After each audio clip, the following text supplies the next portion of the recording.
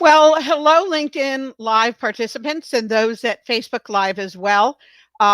Good morning, good evening, in the middle of the night. We're dealing with this in all time zones. And I screwed up because Eastern Daylight Time changes, but a lot of the time conversion technology on the internet doesn't acknowledge that. So we have our guests joining us today from Hawaii, which is a place I'd rather be right now than New Jersey, just outside of New York. I'm hoping they have toilet paper and bottled water and all the things that we save in a blizzard that I'm not quite sure why we're saving now in a pandemic. But the good thing is this is online and it's not being disrupted.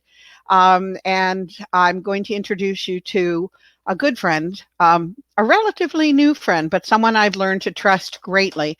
And Andrew, I'm going to bring you onto screen. There Thank you you. go. Hey, Perry, good morning. Aloha. Aloha, everybody. Thanks for having me today. Aloha, Mahala. I don't know the difference between them. When to use one and when to use the other. I use aloha all the time, typically more in greeting, but sometimes in aloha, like see you later. Mahalo is always thank you. Oh, mahalo's thank you. So I shouldn't be saying that when I meet people. So time zones and Hawaiian language, I'm not very good at. Well, you can thank them for sharing their time with you always. Aloha and mahalo. That's nice. Oh, that's good. I'll do them both. So Andrew I'm going to let him introduce himself. He runs a very well-regarded podcast, cable cast that he does from Hawaii, and I was one of his guests. And he's part of Infraguard. He does a great deal of work and has a lot of experience on making sure that everybody's safe. Children are part of that. And I asked him to put together a panel of his choosing to help give us a broad example. So I'm going to let him introduce those. We're still waiting for our FBI participant. I changed the link because I had the time wrong, and we'll reach out and find her. But in the meantime, Andrew, I'm going to back off, and I look forward to hearing what you have to say. Okay, thanks, Perry. Thanks for having me. I'm down in Honolulu, here at the Navy in the mid-'80s, and I got about commercial security in the mid-'90s. We have a system integration firm, but our broader passion has always been to make Hawaii safe and the communities here. In fact, our vision statement is leading Hawaii to a safer place. And when I first got started, I really felt the communities here deserved the same sort of protection that we had in the military, and I felt that could be delivered. And by and large, we've been successful at doing that. We still do a lot of work for the DoD. That work brought me into rooms with the CIO from the city, ISC Squared, other organizations that were more cyber focused. We were electronic security focused, and those organizations were already beginning to reach out about cybersecurity into the community and starting to teach lessons. In fact, the bigger lesson was always around October, which is National Cybersecurity Awareness Month. And so we started to get out into the libraries, and we were teaching. And I remember the first few years in some of the smaller communities in Hawaii, we had relatively few folks would show up. But the last few years, those rooms are full of 50 or more people and a lot of children. And I was amazed when we started talking to the kids how naive the children were about the predation that's out there online, that's looking at their activity. And even more, not appalled, but I was more amazed at how little their parents knew about that type of activity. So that's me in a quick nutshell. Jennifer, I see you joined us. Thank you so much for being here today. I know you guys are so busy over there, so I really appreciate you taking the time this morning. I'll let you go ahead and just give a bit of a background on yourself and your work, how it leads you, how it led us to how you got voluntold to be here this morning, probably, if I had to guess, but thank you. So I am with FBI Honolulu. I joined the Violent Crime Squad back in August. I'm a brand new agent, so I got thrown right into VCAC when I got there, which is Violent Crimes Against Children. And basically that's how I got put onto this panel 7 months later, because I've been immersed in cases that involve violent crimes against children. Prior to the FBI, I was an attorney, but not for anything criminal. So my background's not very extensive yet. Awesome. Well, thank you. Thanks for helping out over here. It's a busy office, I know. Dawn, why don't you go ahead and go next, and Bo, I'll let you bring up the rear. Well, most of my background has been in human resources, and I'm retired from the Air Force, live in Asheville, North Carolina. I'm in the mountains, not in Hawaii. We're having kind of a gray day outside, but it's exciting to be here. I do a podcast around workplace bullying and discrimination, and I also talk about children's bullying and such. That's a mouthful. And I get out there and write articles, consult around it. That's my background. Thanks, Dawn. And Dawn was on my show a couple of weeks ago, so I asked her to join us this morning as well. And Bo's been on as well. Bo, give us your background. I know you're passionate about this topic, sir. Sure. I'm the Chief Information Security Officer for Punahou School. Is he muted? Hey, Bo, you there? Yeah, I'm here. Can you hear me? Mm-hmm. All right. Andrew, can you hear me? It seems like other folks can. Perry, if you find Bo's voice, let us know, and we'll. I can hear him. Oh, can you? Okay. I can too. Oh, this is going to be hard for me. How's that, Andrew? Is that a little better? Awesome. Yeah, thank you. Now I got Okay. All right, great. So I'm the Chief Information Security Officer for Punahou School. If you're not familiar, it's the largest private K through 12 in the nation. We've got about 4,000 students here in Honolulu on a single campus. Some of our most famous alumni are Barack Obama. You might have heard of him. Michelle Wee, she's been in the news lately. So we've got quite a few folks that have come through our ranks. So we're at K through 12. And we're on spring break right now, so it's a little quiet around here. Nice. And you're one of those schools that's fortunate enough, I think. Do you give all of your students an iPad? We do. All of our students have either an iPad or a MacBook Pro. So they call it a one-to-one program in schools. So they all have some form of technology and they use it every day. Right. And one of your tasks, we'll let you get to some of the horror stories of managing those youth activities online, or maybe what keeps you up at night. We'll get to that later. Jennifer, could you lay the landscape out for us here? You know, I've done stuff with Haole Kipa, and I know we talked about a couple thousand sort of adolescents that are on the streets, perhaps being victimized. And I don't actually know the hard number of the numbers that maybe you may have. I may not. I don't know if you've got some sort of the landscape here in Hawaii of what we're up against. I don't have any of that right in front of me. I mean, I wasn't giving that much advance notice before this. Sure, I know the numbers are high though, and the amount of crimes against children cases we have are more than we can even handle all at one time. We kind of have to pick the worst of the worst and move forward with those, unfortunately. There's just so many, and with how the internet is these days, they're just always happening. It's no matter the ones that we pick out to work, while we're working them, it keeps happening, or their pictures keep being shared because it's the internet, and once it's out there, it's out there. And so, I mean, even with the human trafficking aspect of it and the homelessness here in Hawaii, it's just the world we live in now. And then the internet has just made it 10 times worse almost for the children that get on these apps and don't know what they're really doing. Mm-hmm.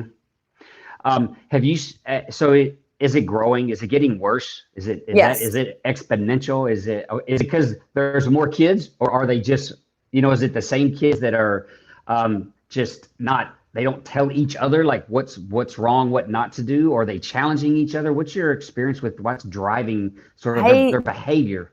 I think it's just that more of as they're coming to age with their technology, and kids, like I'm young and I didn't have technology like kids did or kids do now. So and now it's like kids as young as like 2 are given an iPad, and that's what they grow up using. And then when they get to an age where they're starting to hit puberty and start questioning things, they get on these apps and they're seeing things they shouldn't, which gets them to even just being alone and not with their friends. They start clicking on things that they don't know what it is, but they're going to keep looking because they have the tablet and no privacy restrictions or something in front of them. And then maybe it's something they're not even talking to their friends about. They're talking to that online person about it, which could be a child or could be a older man that's tricking them or grooming them into thinking that they're a child. And it's just all over the place. I know my niece and nephew, even, they're 10 and 9, and they do the same thing. And we have to constantly monitor everything that they're doing on those tablets. Everything from just looking at kids' YouTubes, because the subjects are getting into privacy restricted kids' channels and putting things in the middle of videos that kids see and then can click to get out of it. It's not even, I would say, something that even if they talk to their friends, they would even realize without talking to an adult. And a lot of the times kids just don't talk to an adult about it. It's interesting that trust isn't there. I was able to bring that up in our last October in a few of those rooms, and it was really apparent that the children would rather sort of talk to their friends about what's going on with them first. They don't go to an authoritative figure, and I didn't know it was that broken trust in a family. It was kind of prevalent. Like, I asked them to hold up their hands, and they did. And their parents were like, "What? You wouldn't talk to me?" And right in front of their parents, they would. And I thought, wow, this is an honest admission, of their behavior. Yeah, and a lot of our cases, actually, until we identify a victim, maybe even their parents don't even know about it until we contact them and let them know, hey, this is going on, and they are mind blown.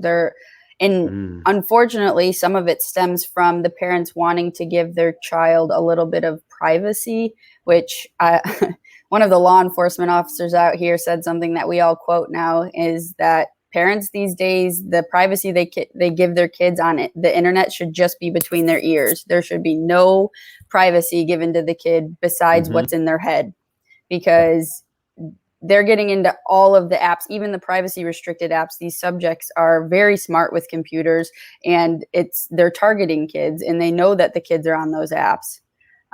So I think it's definitely a problem. And like you said, they don't want to talk to parents about it when something happens. Even if it's something horrible that's happening, they would rather either be completely silent about it and hope it just goes away, or they tell their friends, and hopefully it gets tipped to us so that we can look into it.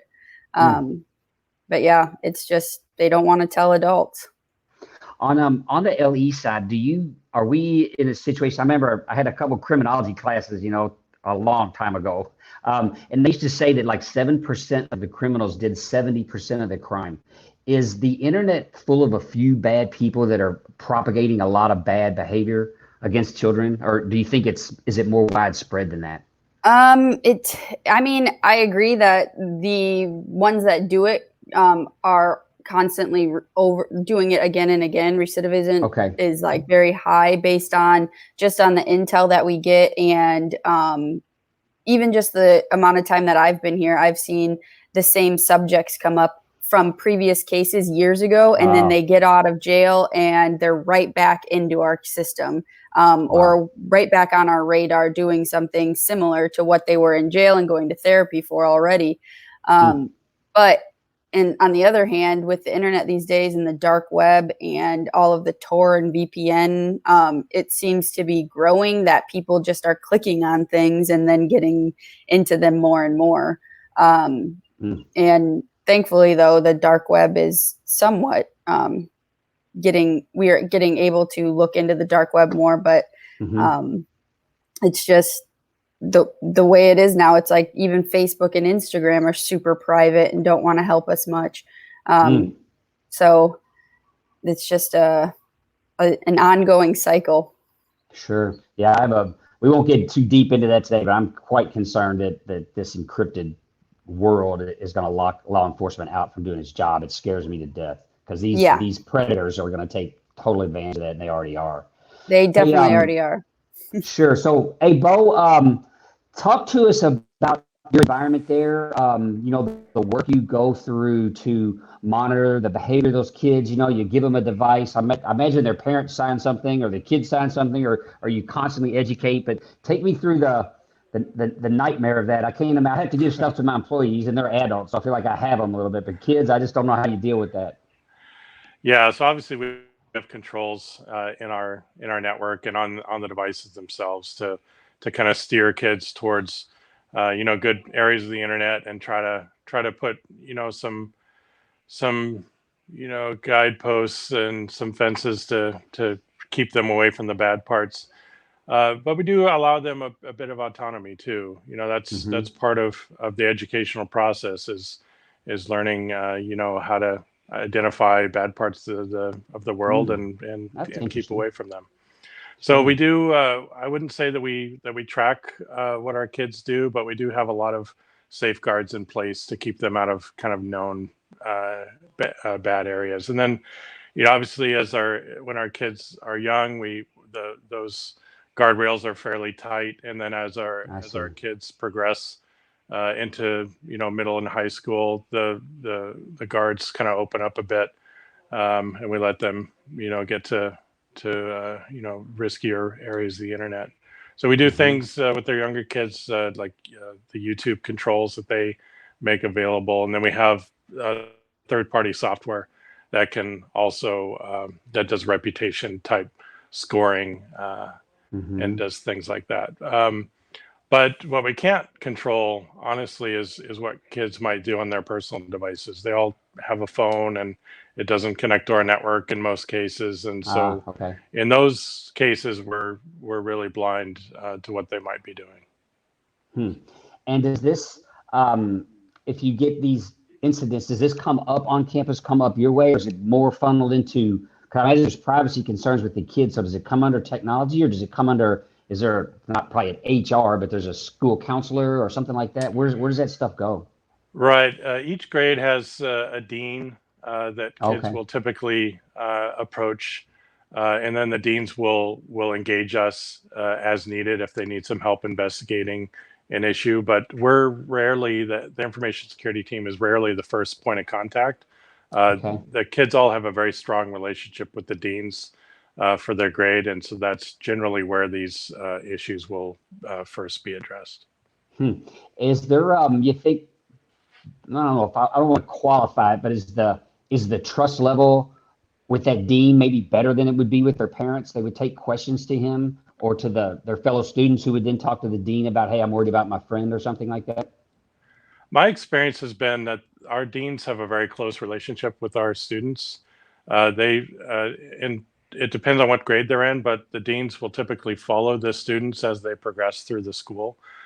So they develop a very strong relationship, and there's a lot of trust there. So I think that in most of the cases that I've been involved in, the student themselves have approached the dean.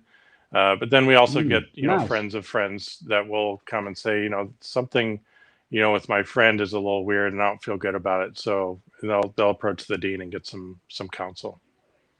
That's excellent. And I know it is a private school. So, and how many students thereabouts? We have almost 4,000 students. Yeah. So it's not a small school. So this is, that's a lot of work. I'm glad that trust exists. And it's really, I know Perry actually pushes teaching students about cyber maturity and cyber hygiene. And that's a thing I'd like to see happening more in other schools. It sounds like, you know, at your school, you've done a good job. What's the awareness campaign like? Do you know, when you give them the device, is there a talk, or is there an ongoing sort of education that you folks are doing at different grade levels and things? There's a good citizenship, you know, type program at the school. We start teaching our students about things like phishing and scams like that starting in 5th grade. So we really start early talking to them about the things that they might start seeing. Now, while they might have a device, you know, that early, and actually in kindergarten, they start interacting with iPads and stuff, but they won't necessarily have online access or access to an email box until later in their school career. But we start teaching them fairly early on about the risks that they're going to face, and try to, you know, as our president likes to say, you know, prepare the child for the road that they're going to, you know, be on, and later in their school life and as they enter their career. Wow. Yeah. So Don, let's kick around this career thing a little bit. I know you can definitely share some of your story, as you know, as much as you'd like. This retribution thing, this bullying thing. A lot of this is the sometimes the onset of these types of behaviors. For a child does something or says something or gets an image that makes them look silly, or maybe they create an image that they shouldn't have, and next thing you know, they're getting coerced to do other things or getting bullied, or I'm going to tell someone about this or that. Can you share some of what what you've seen in your experience, Dawn, with that type of activity?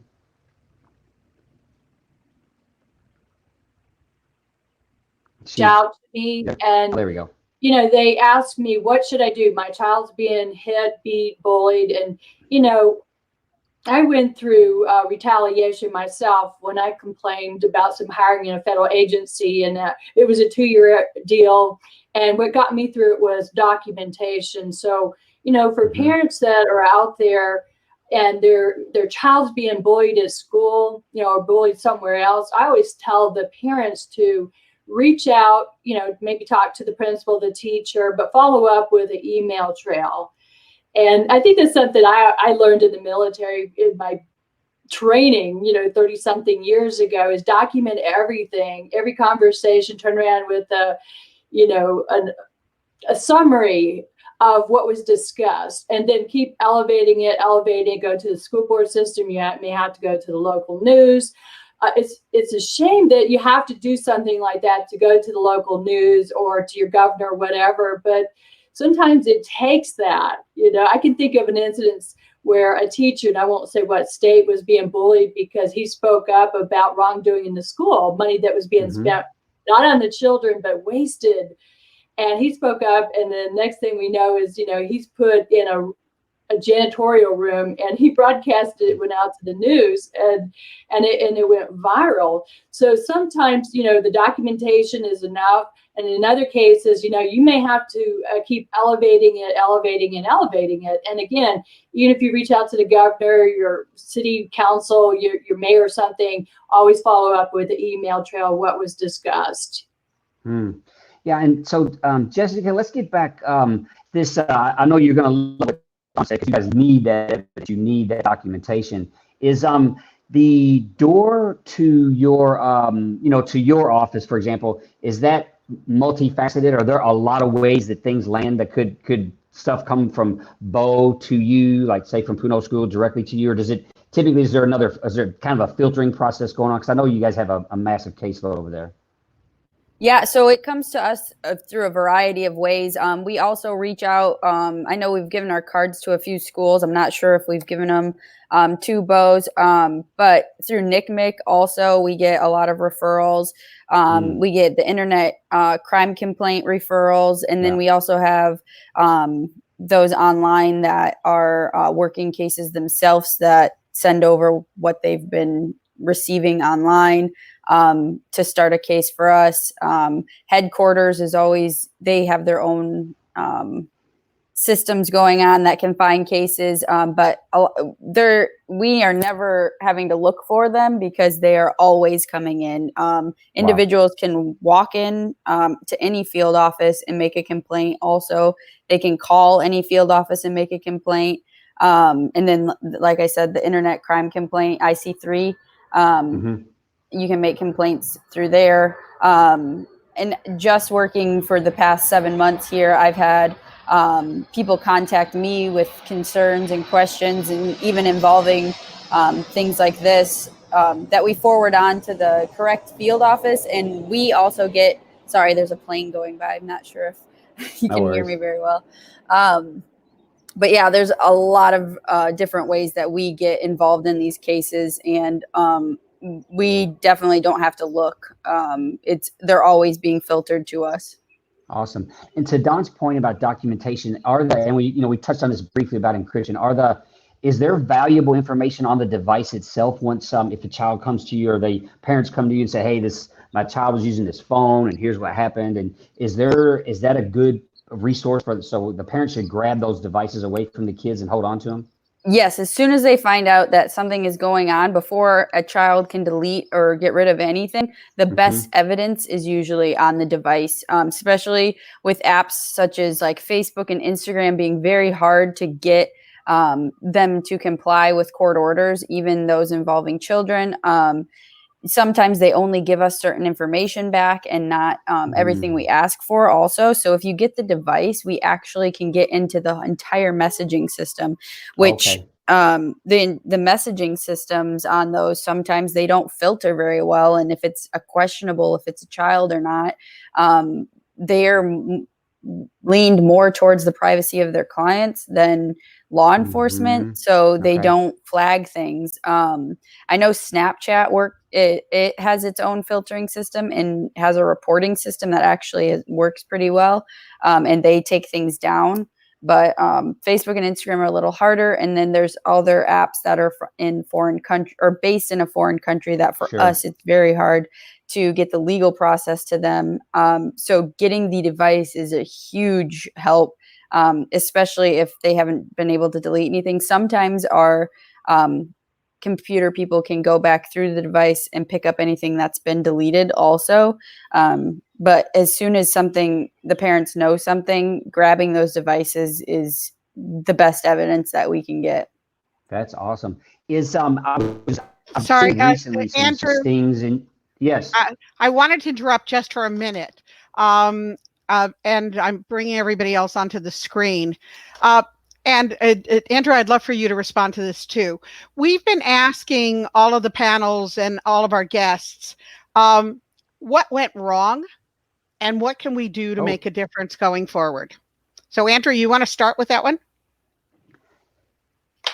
So for me, I would say education and awareness, right? I think the technology outgrew our culture, our communication, our ability to keep trust around those devices, between parents and children. And the children were basically smarter than the adults in most cases with the devices and far more creative with them. When we started to build fences, as Bo talked about, I think the children found ways around them rather quickly.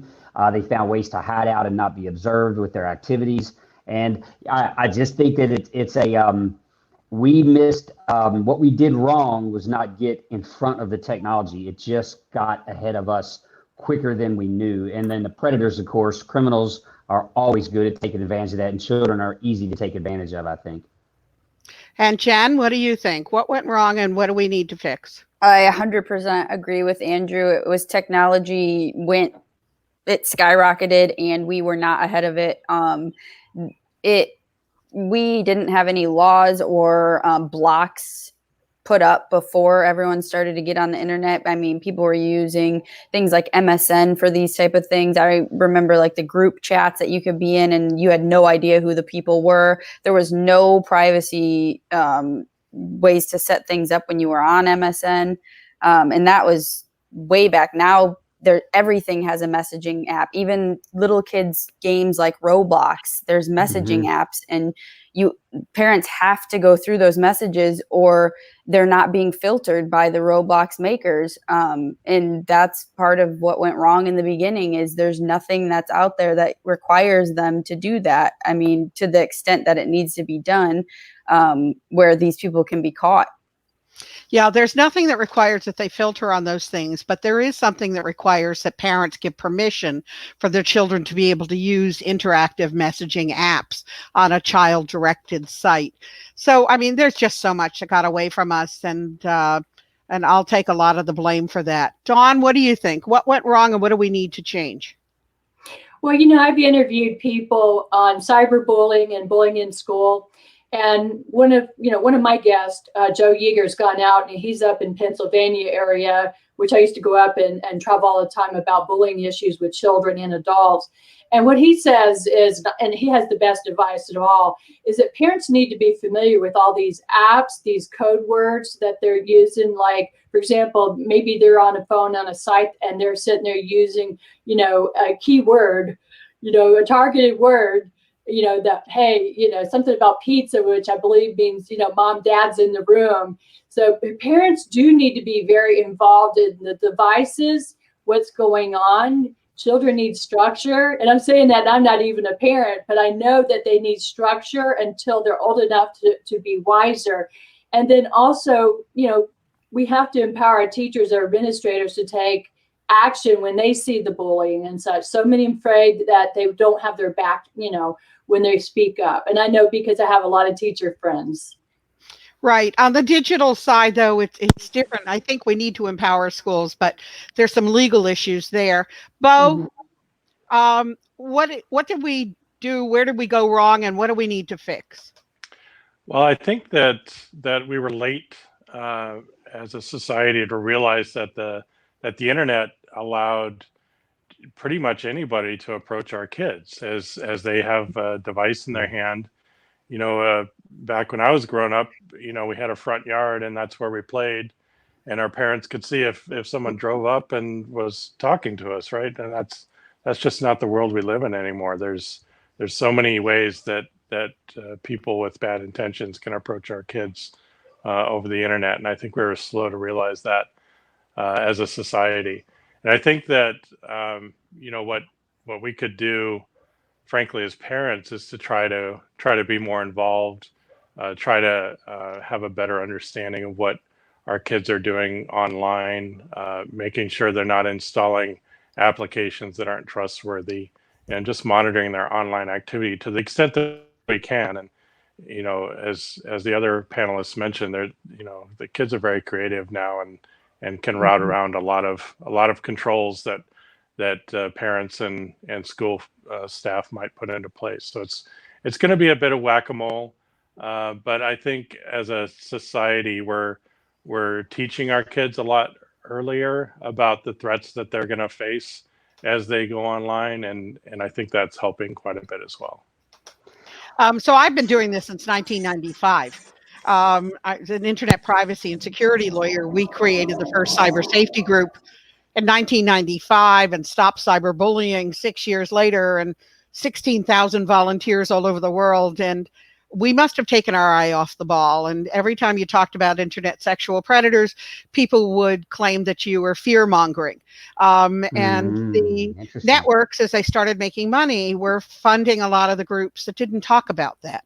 That didn't blame them for what was going on. So it's going to take, I think, a combination of laws, because we gave them time to do it right and they didn't.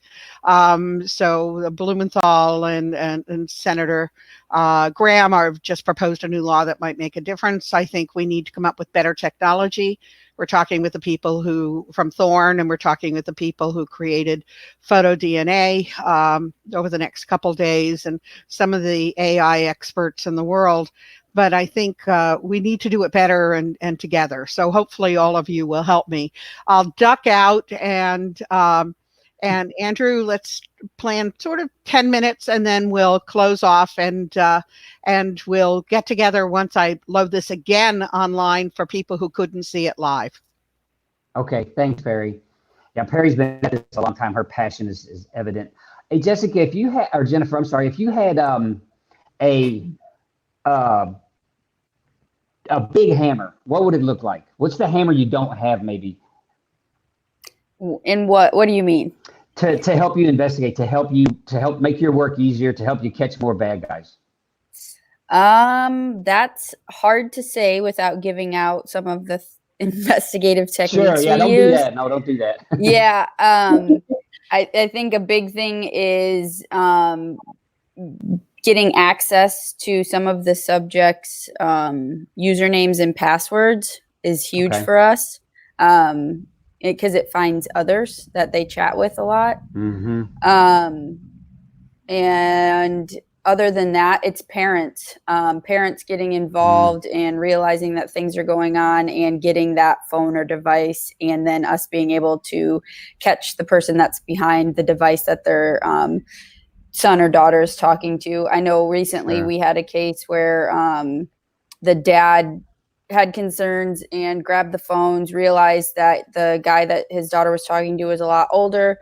When we got to the phone and figured out who the subject was, it was someone who was actually a lot older than even the dad thought, and was sending pictures of someone else that he had, which is very common now, pretending to be much younger than he was. And it's just, if parents can get involved and we keep going through the internet ourselves and trying to comb through what we can, I think both of those together help out a lot. And then, like Perry said, if we could get laws put in for the apps like Facebook and Instagram to not allow these things to continue, even with the privacy of their clients at stake. It's just like they think that we're looking at everybody's messages and everybody's Facebook stuff. We don't have the time to do that. I mean, that's when we can, we look at who is clearly a subject, and that's what we're allowed to do. And it's just kind of funny that they think that we're always monitoring everybody, because we're all humans too. There's not really a way to do that. And most of us are just so boring. Like, I don't know what everybody thinks. Who's watching? Like, what is there to watch? Exactly. Bo, what tool do you have enough tools down there as an administrator or CISO of a school that size, or is there some other tools you'd like to have in your arsenal there? Well, I think the tools that we have in place for our school-owned devices are pretty strong. I think the challenge that we have is what the kids are doing with personal devices, and we're just completely blind there. And we're kind of relying on the parents to police that end of it, because they have in some cases they have visibility, in many cases they don't either. So I think that's one of our biggest challenges, is the students understand where they're being watched and where they aren't, and what to say and what not to say. So I think that that's been one of our biggest challenges. Okay. And Don, you fought a long battle. You had to go really a few years and people were stealing your evidence, your hard evidence out of your drawers. And that's maybe a little more of an adult world. But what do you think, what do we need to do to enable Jennifer and Bo, and, from your perspective, some of the tools we need out here in our culture to help us protect the kids that they really can't protect themselves? Well, when I first started my podcast, The Empowered Whistleblower, which tells you I was a whistleblower, people reached out to me and they said, hey, how come you're not talking about children's bullying? And then I started bringing in all these really great experts that are definitely more of an expert than I am on children, like handwriting analysis, coaches, mentors, guidance counselors, mental health professionals. So, when I bring the podcast together, and there's probably other great podcasts out there too, where we have experts that give great advice out there to parents, to the listeners, because, nobody has all the answers. We really are a team, and we really have to work together to support each other, because there might be a piece I can give, piece Jennifer or Bo can give, or you can give, Andrew, that I can't give. Okay. Well, we're at 37 minutes. Let's go just round table, sort of final comments, and then we'll let Perry take us out. Okay. So, Bo, I'll let you go first. Yeah, I've been in this field for over 30 years now. It's been really amazing, the transformation that technology has enabled. When you look at the way that I was taught in school, decades ago versus what we're doing today, it's really staggering. And I think that technology has enabled a lot of wonderful things within our school system. And it's just a matter of policing it correctly and giving our students the knowledge and the skills to keep themselves safe online, and give parents and motivate parents to do the same for their kids. Okay. And Don? What's the question? I just heard an airplane. Sorry. Just sort of your final thoughts on the topic of what you'd like to leave the audience with. I think the biggest issue when I work with my clients or talk to people who are being bullied is that they feel that they don't have any power, and they really do. Everything is within us, just like, standing up for yourself, teaching children about resiliency, educating them about predators. That's really important, to educate them about predators, because I dealt with it as a child myself.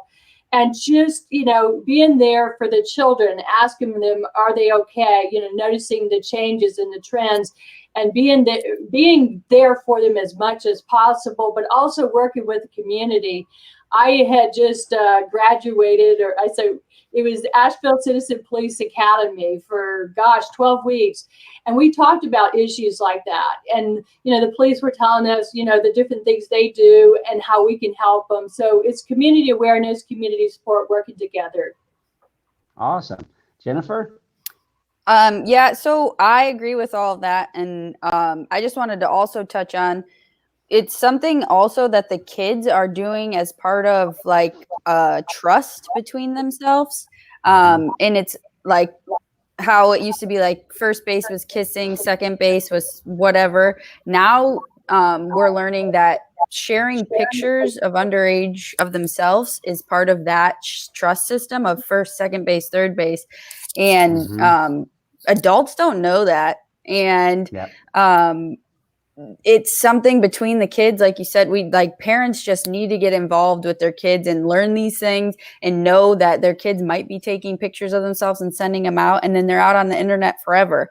And that needs to be taught to kids so much more, that as soon as you send that picture of yourself, it is going to be there forever. Because we have victims right now that they keep calling us and they're upset because they are finding their picture again, and there's nothing we can do once the picture's out there. We may have caught the person that was sharing it peer to peer and was a awful subject at the time, but the fact that they sent their picture out there, it's very hard to get it off the internet once it's out there.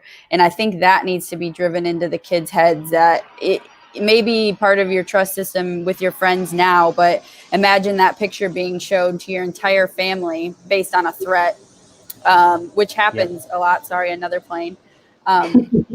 Bad timing.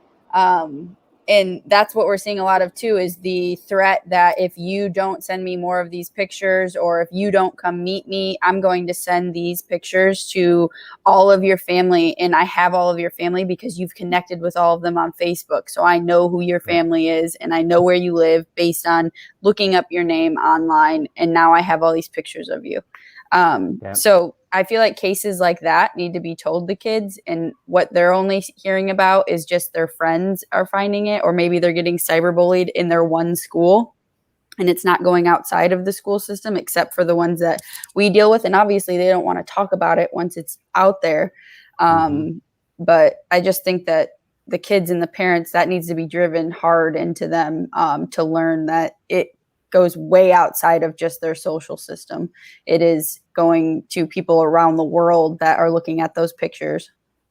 Yeah. Thank you from that. I appreciate that view from the trenches. And I'll go quick, Perry. I just wanted to say that with technology comes risk, and Bo touched on this earlier. You know, we've got amazing capacity, amazing capability today with these devices in our hands that are super powerful. And with them comes that same amount of risk. As amazing as they are, they're just as bad on the other side when they're used for crime. And crimes against children are easy to perpetrate with this kind of power in your hands. And I'll leave my comments there. Perry, thanks you so much for putting this on today. I know you're doing about a 3-day blitz globally. This is an amazing effort, and I hope a lot of parents watch this and learn. Well, parents, law enforcement, mental health professionals, and policymakers. So there was one question that came in, and I'll take it if you don't mind. One of our viewers asked, what's next? You know, we're talking about what the problems are. So Andrew, as you know, I created the first internet safety charity in 1995. So almost 26 years ago. And we have a new one that's being formed, and we're retiring the old one once the new one's approved by the IRS. And it's called the Cybersafety Group, and it's creating cyber safety standards for law enforcement investigators so that everybody in the industry will follow certain rules, so that if the FBI or ICAC or the law enforcement around the world reach out to Instagram or reach out to TikTok or wherever they're reaching out, the same question will get the same response. So it's time that they don't have to play whack-a-mole knowing that they're dealing with Snap and TikTok and Instagram at the same time. We're also setting standards on things that are better for kids, so the people who are building the tech recognize it. In fact, I have the man who invented the internet, FinSurf, who just sent me a video that we can use. And nice. It's all about human centric design, so that we understand these. And we're putting together a large task force. You're on it. Bo's on it. I hadn't met Dawn until now. Tons of people from the FBI are on it. Jennifer, I want to make sure that you're on it as well, so that we now will come up with resources that are free and training for both parents, but especially for kids, so that we have 6 to 12-year-olds who now have the Cyber Safety Agent program. My grandsons created it. They're 6 and 8. And we're modeling it after sort of junior G-men off of the FBI. And a lot of people are cooperating because I'm a Mueller FBI Director's Award recipient and my husband's a member of the FBI Citizens Academy. So the FBI has been very good to us.